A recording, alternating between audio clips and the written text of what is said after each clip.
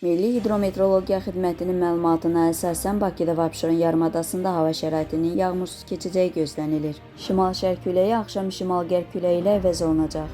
Havanın temperaturu gecə 20-22 dərəcə isti, gündüz 29-34 dərəcə isti olacaq. Atmosfer təzyiqi 759 mm civə sütunundan 756 mm civə sütununa inəcək.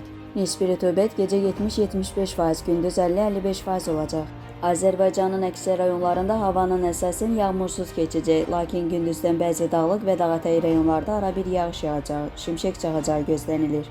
Ayrı-ayrı yerlərdə leysan xarakterli intensiv olacağı, dolu düşəcəyi ehtimalı var. Gecə və səhər bəzi dağlıq ərazilərdə arabir duman olacaq. Mülayim şərq küləyi bir sıra ərazilərdə arabir güclənəcək.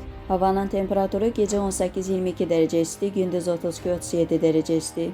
Dağlarda gecə 9-14 dərəcə isti, gündüz 17-22 dərəcə isti olacaq.